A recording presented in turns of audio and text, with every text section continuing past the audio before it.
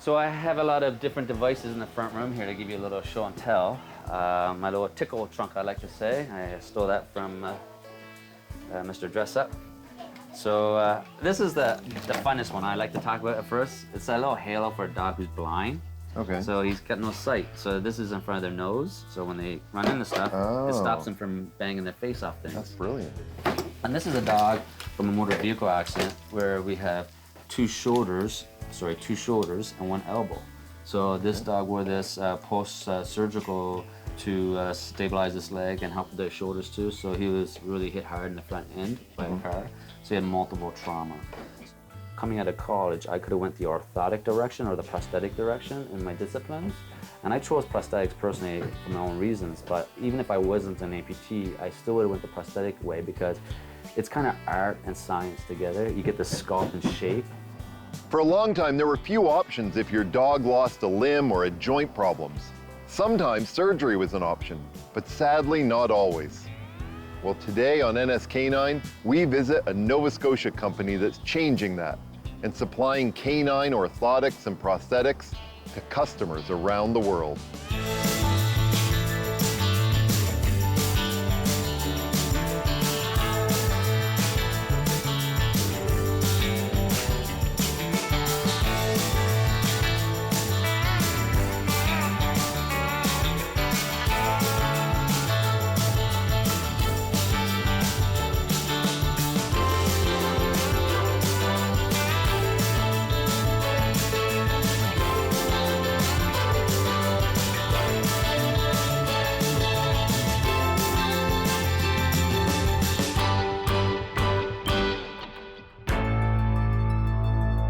We work all around the world, literally all around the world. And so for these are negative molds we receive from the veterinary clinics or our distributors. So the clinic will do the mold then? Yeah, for the most part. And when I say the most part is because we do have some human orthotic prosthetic people that work for us from afar. Either they have their own company and we make the product for them, or they're just a representative for us. So we basically, we work with a lady in Belgium, a gentleman in Holland, a gentleman in California, in St. John's, Newfoundland, in Toronto, in BC. So we kind of get around a bit. And then the regular vet, so this would be a regular vet, say this is South Carolina vet. This would be a local client that I had seen myself at St. Margaret's Bay. This would be like a client from South Carolina. This would be like a client, this would be a local, Saxon, I remember this one, from the valley, down the valley area.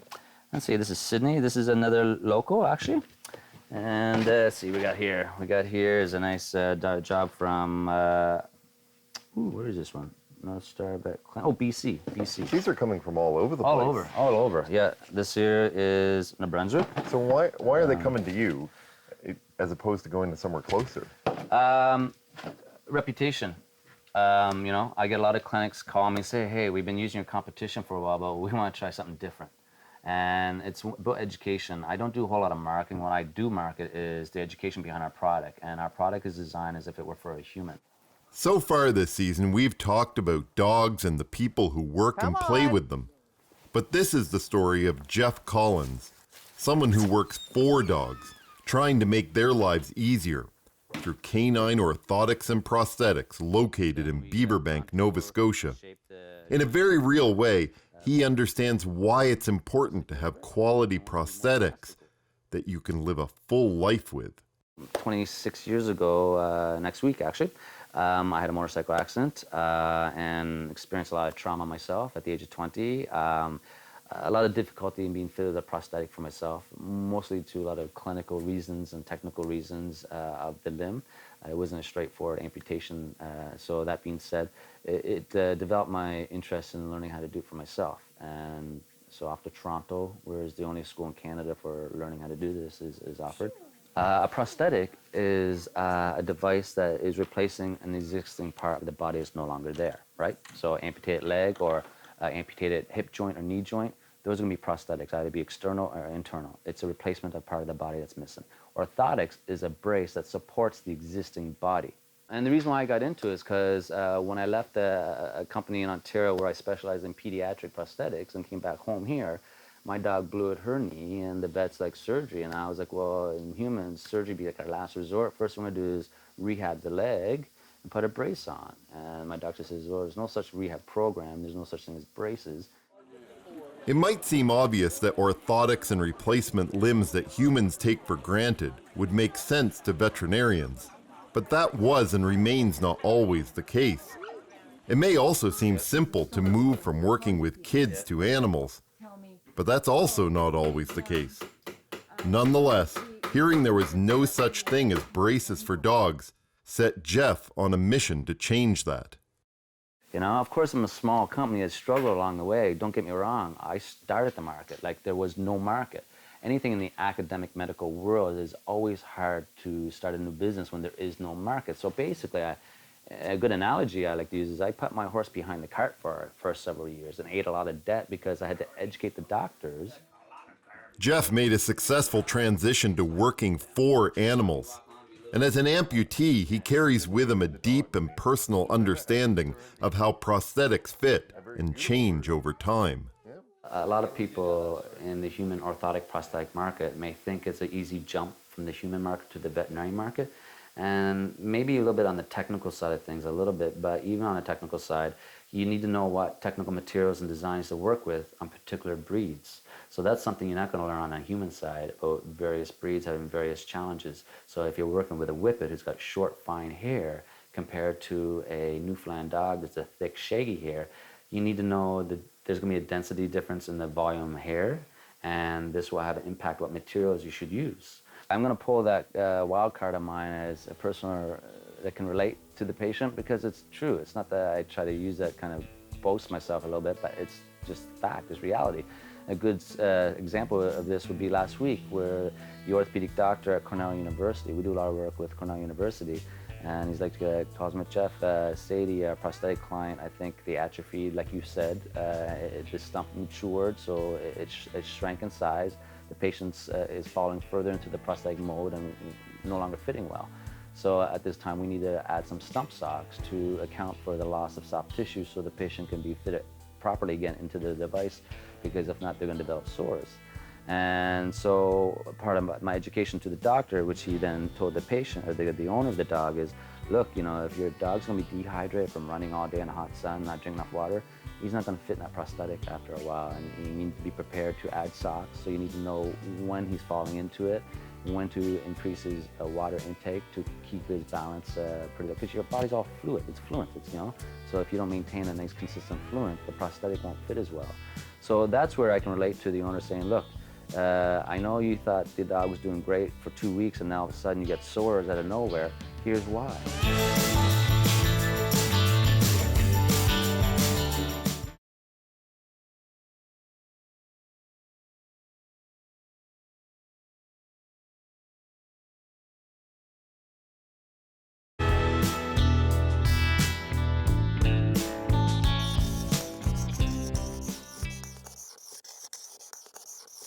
I like to think when people come in here, we ask them the lifestyle that the dog's going to have and then give them vaccines appropriate to that. The core vaccines are your distemper, parvo, adenovirus, parainfluenza, which is usually given at 8, 12, and 16 weeks.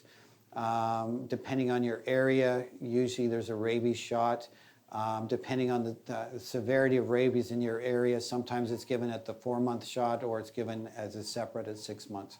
Those are your core ones. There are other vaccines like leptospirosis and Lyme disease that in certain areas are a good thing as well. And the other one would be the kennel cough shot or the Bordetella. So come on this way. This is our machine room, messy room. So this is where we do a lot of grinding and sanding, and these are specialized equipment here to do our sanding for us. You can't just go in your hardware stores and buy these things. They're called Troutmans. They're orthotic prosthetic equipment. So this is the same stuff that if you were making a prosthetic leg. This is what you do. Same equipment. Same equipment. When he was about 7-ish, he started limping on one side. So I took him to the vet. The vet did his thing and laser and all this stuff. And within 6 weeks, the limp was gone. A month after that, the other leg was limping. And I went into the vet and I said, listen, I think I told you the wrong leg. right? Because it's the other leg. No, he said, you didn't tell me the wrong leg. So he x-rayed the hips, and there it is, right? I told the vet that I had seen this gal here with a brace, and I had stopped and asked her about it, and she had a 2-year-old. Her dog had gotten the brace at 2, and now he was 4, and she said the dog was perfect. It doesn't matter how good your product is made if it doesn't work or improve the lives of those it's meant to help. In that case, there's no point. Valerie Lowe needed help with her border collie, Jackie. At 7 years old, Jackie was still young, but her veterinarian wasn't convinced a brace was the solution. He recommended surgery to fix Jackie's hip. It's a response Jeff is accustomed to. The doctors are my customer, not so much the owner of the dog. So I had to educate the doctors about orthotics and prosthetics in general and how we work and why we work and what's a good product, what's not a good product. And then that way, when their clients come to them, because their clients rely heavily on them, on their opinion, what to do, because they're the doctor. And so I have to educate doctors for many years. And when I'm giving these presentations, the doctors in the question period would always be, what proof do you have this works? And my response usually was, what proof do you have they don't? So I said to the vet, well, I'm going to try this. He said, of course, no research to support that. And I thought, well, I'm going to try it anyway because, a major surgery, an orthopedic surgery on dogs, there's just no guarantees. And I thought a 7-year-old border collie, and he's so energetic, how in the heck am I going to manage that, right? Concerned about the risk of surgery and the possibility her border collie would have difficulty in rehab post-surgery, since Jackie was so high energy, Valerie turned to Jeff to make a brace. And with the brace made and properly fitted, Jeff told Valerie she should have Jackie take it easy, at least at first. If you know anything about border collies, then you know that was a tall order. So you said take it easy with a border collie? Yes, honest to God. So this poor dog, I put the brace on him in the house. He stood like a statue, didn't move. Bundled him into the car. We got here. I opened the car door. He thought, oh, the park, gone, just like that. That's the adjustment, right? So he ran for an hour. And he wasn't sore or stiff. Jeff made a few adjustments in the first year, for the alignment. And now, that was 7 years old, and now he's 14. Yeah, exactly. So he's had this brace. It's coming up on 7 years. And you don't really see any kind of limp at all now. No. And that's it. In order to have the surgery, the dog has to be impaired. But with the brace, Jackie's not impaired. Jackie is 14 now, wearing the same 7-year-old brace and running like a much younger dog. When he got the brace, one leg was shorter than the other due to muscle mass differences. That's changed. Within a month, both legs were equal.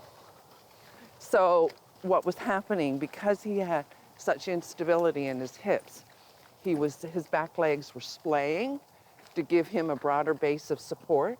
So with the brace, it brings everything into alignment where it should be. Okay. Everything gets exercised the way it should. The muscle mass develops. So it's strengthening the muscles. Yeah, and of course the muscles are supporting that joint. So he hasn't limped since. Not at all. He's pretty stable now. Because he certainly doesn't have the lack of energy that you would expect with a 14-year-old. No.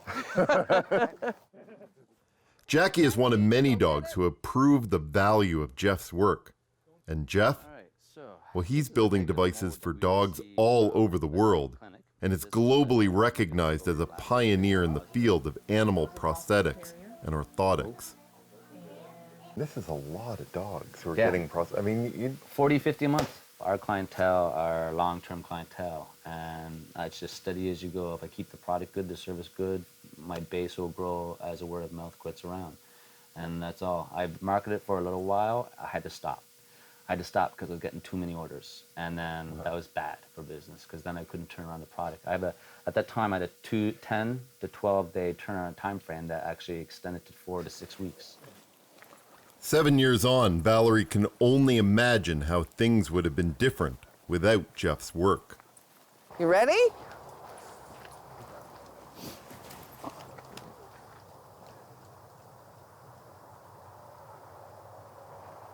Yeah. Oh, yeah. It's just.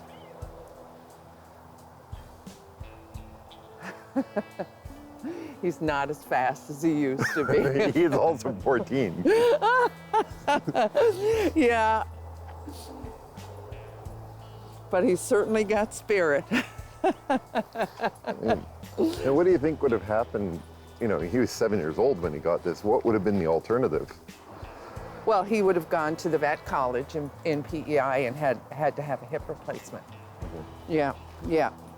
And then that would have been like a year's rehab for him, which would have been a nightmare to try and contain a border collie for that length of time. I imagine, you know, would have been a lot of hydrotherapy for him, that kind of thing, and strengthening everything up. And even that may not work. But that's right, there's a risk.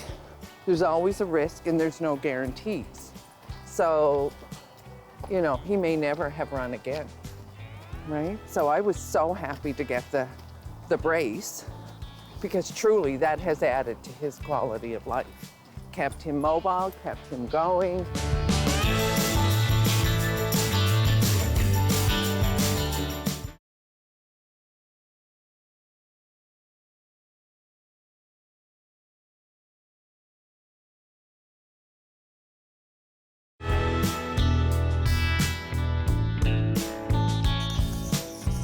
Reverse sneeze is actually really cool. Normally with the sneeze, we're expelling air and mucus.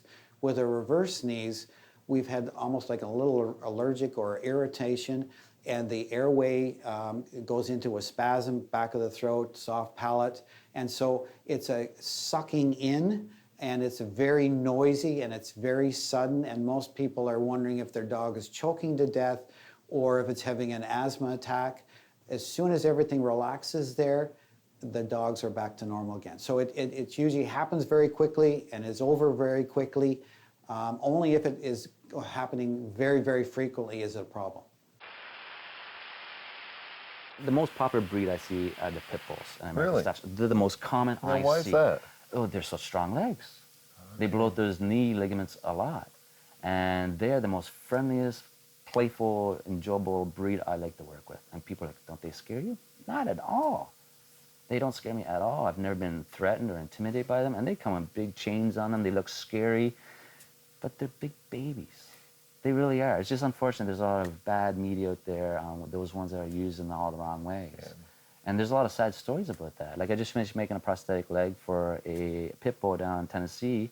He was a mule dog, if you will. He was there to be practiced on by other dogs. So he got chewed up by other dogs for fun, for practice. And I come across such sad stories like that. So, and you look at someone had rescued that dog, had they? Yes, they rescued him from, he's called a bait dog. And so they rescued him. And right now, I'm looking at making some prosthetics for a group out of California that go to Asia to rescue dogs that are going to be on the menu. Wow. And so they get these dogs out of Asia and get them over to California under a cloud of darkness, if you will. And this dog here, I'm going to make 2 front legs for is because his 2 front legs are amputated grossly over there. And people steal these dogs and get them over to the U.S. because they're on the menu.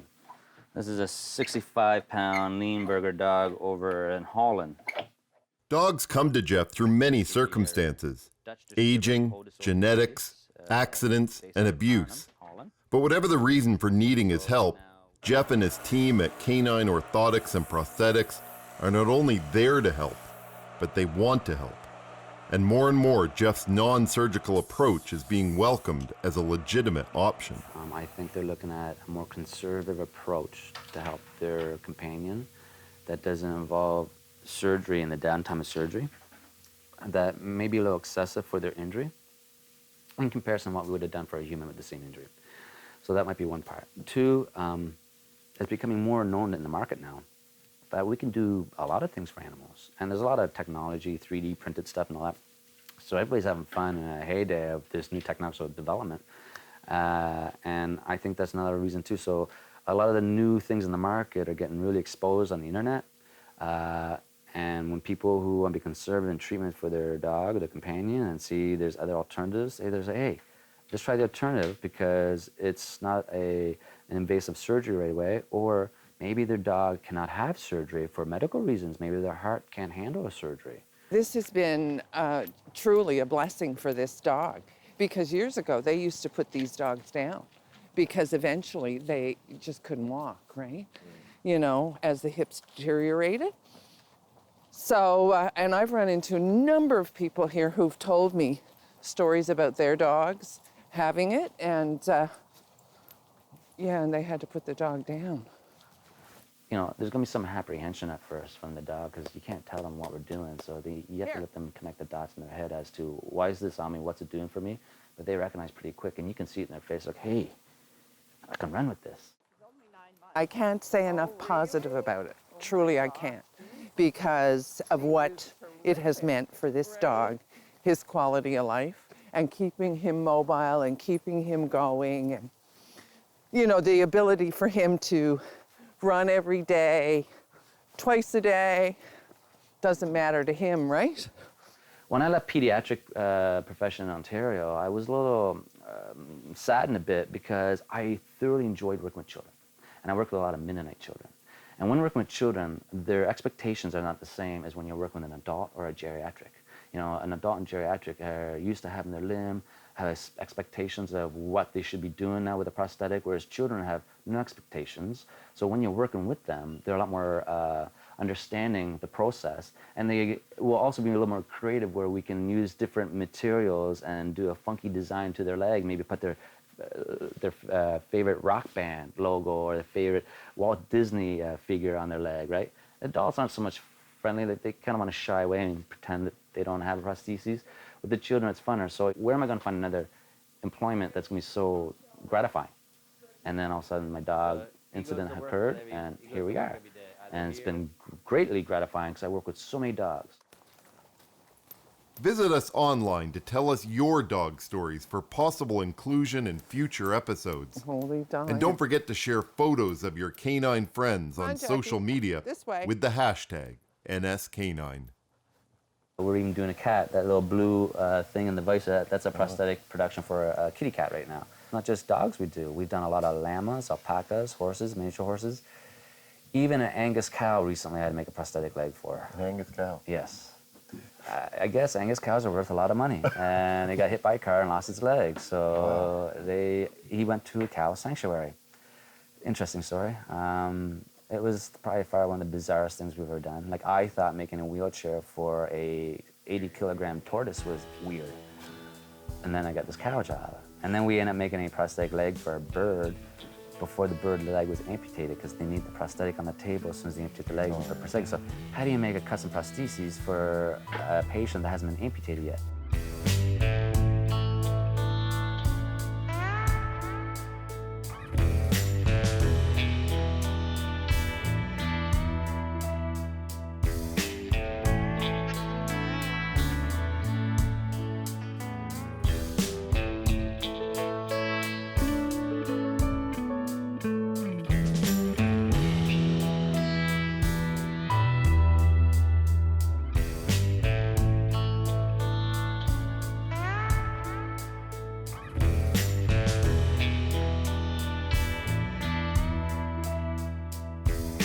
Dogs seem to sniff everything.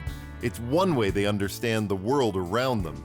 Next time on NSK9, we'll explore the exciting new dog sport of scent competition, as well as find out how the amazing noses of dogs are being put to work. I started into scent detection as a whole when my gun dogs retired from the field. Got interested in the pet side of things, and I actually have a friend who has a cadaver dog, and we started looking at the practical side of things. And bed bugs seem to be the thing, not that I like bugs, but it seems to be the most practical thing that's needed right now. And as a civilian, it's one of the easier things for a civilian to train a detection dog for.